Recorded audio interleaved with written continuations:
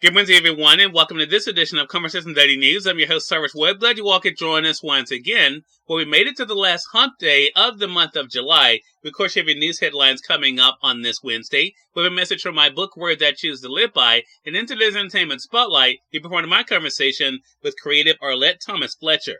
Enjoy today's broadcast. For Conversation Daily News, I'm Cyrus Webb with your Wednesday headlines. In national news, Trump and Pence back in Washington for rival speeches. Former President Donald Trump returned to Washington on Tuesday for the first time since leaving office, delivering a speech hours after his Vice President Mike Pence, a potential 2024 rival, exhorted Republicans to stop looking backward.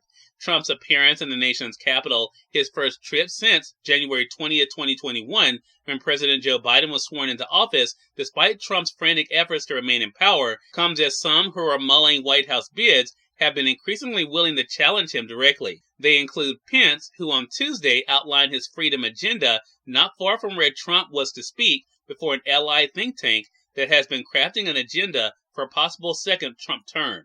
While the former president remains consumed by the election he falsely claims was stolen from him a year and a half ago, Pence again implored the party to look to the future as he mulls his own.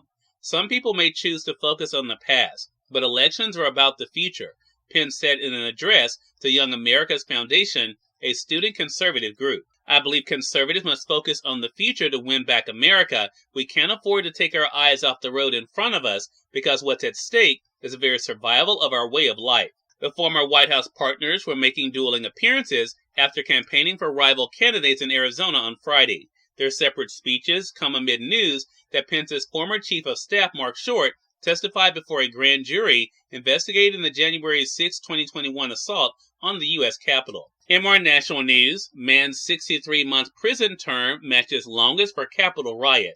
A man who attacked police officers with poles during the riot at the U.S. Capitol was sentenced on Tuesday to more than 5 years in prison, matching the longest term of imprisonment so far among hundreds of Capitol riot prosecutions. Mark Ponder, a 56-year-old resident of Washington, D.C., said he got caught up in the chaos that erupted on January 6, 2021, and didn't mean for any of this to happen. I wasn't thinking that day, Ponder told the U.S. District Judge, asking her for mercy before she sentenced him to 5 years and 3 months in prison. That was 3 months longer than the prison sentence requested by prosecutors. It was the same sentence, though, that the judge gave Robert Palmer, a Florida man who also pleaded guilty to assaulting police at the Capitol. More than 200 other Capitol riot defendants have been sentenced so far. None received a longer prison sentence than Ponder or Palmer. The judge said Ponder was leading the charge against police officers trying to hold off the mob that disrupted Congress from certifying President Joe Biden's electoral victory. This is not caught up, Mr. Ponder, the judge said.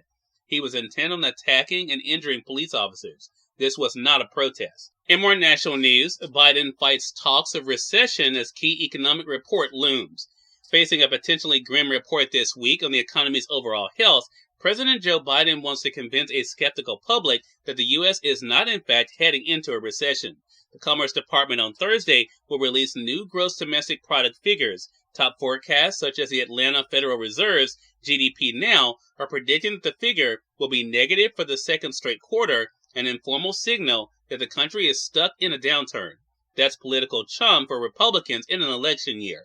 The Biden administration is preemptively telling voters not to judge the economy by GDP or inflation alone. It says people should look at job gains, industrial output, and other measures that point toward continued growth, even as Americans are downbeat in polls on the economy and Biden. The president maintains the economy is just cooling off after a sharp recovery from the 2020 recession caused by the coronavirus pandemic. In business news, grim news from Walmart sends U.S. markets lower. Stocks closed lower on Wall Street Tuesday after Walmart warned that inflation is negatively impacting American consumer spending power. The S&P 500 index lost 1.2%, the Dow Jones Industrial Average fell 0.8%, and the Nasdaq Composite dropped 1.9%. And finally, in international news, Russia to drop out of International Space Station after 2024.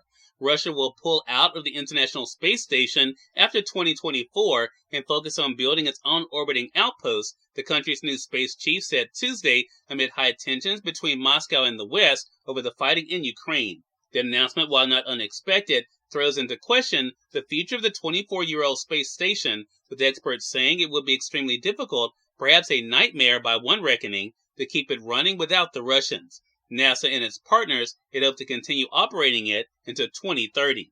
Cyrus Webb, Conversations Daily News. It's on time for a message from my book, Words I Choose to Live By. Enjoy. Good Wednesday, everyone. I'm Cyrus Webb, and welcome to Words I Choose to Live By. Approach today as an opportunity to refocus, regroup, and remind yourself that you are just as worthy of the very best in life as anyone else. Now go out there and achieve it. Have an amazing Wednesday. Arlette Thomas-Fletcher is featured in today's Entertainment Spotlight. We're here on Conversation Daily News. For Conversation Daily News, I'm Cyrus Webb with Entertainment Spotlight. Creative Arlette Thomas-Fletcher joined me on Conversations Live, the radio show, to talk about her extraordinary career in the arts. Here's a bit of our conversation. Arlette, hello team. Welcome to the program. Hi, thank you for having me on. Hey, the pleasure is definitely all mine. So, Arlette, I want to begin where we are now in 2022. I mean, you've been able to do so many things. You have so many slashes behind your name. What has it been like for you to have had a vision for yourself and to see that vision being realized? It has been truly a tremendous blessing. It's like, planting seeds and working hard for a long period of time and just being able to see, it manifest. It's just a very exciting time for me. Yeah, I love the planting seeds analogy there, Arlette, because I think so many people, and I know you meet them as well, who want it now, right? They want to do what you're doing right now, even though they have not put in the work that you put in over the 2 decades to get here. Did you always know it was going to be a process, though, Arlette? Did you always know this was a marathon and not a sprint? I would say my mother always taught me that hard work was important. She was a hard worker, and, she always said if you work hard, you'll see the fruits of your labor. So I always was a hard worker, and I kind of started out as a young child writing. So I was 5 years old when I actually started writing. So I've always been a writer. That has taken me so many places. I guess just having the imagination, God blessing me with the ability to just, see things visually as I write. Cyrus Webb, Conversations Daily News. We thank you all for tuning in to this edition of Conversations Daily News, but we have to get on tomorrow with more news, message from my book, Words I Choose to Live By, and of course your Entertainment Spotlight. Until then, I'm your host, Cyrus Webb, saying as always, enjoy your day, enjoy your life, enjoy your world. Thank you all for choosing Conversation Daily News today, and let's go make it a great one.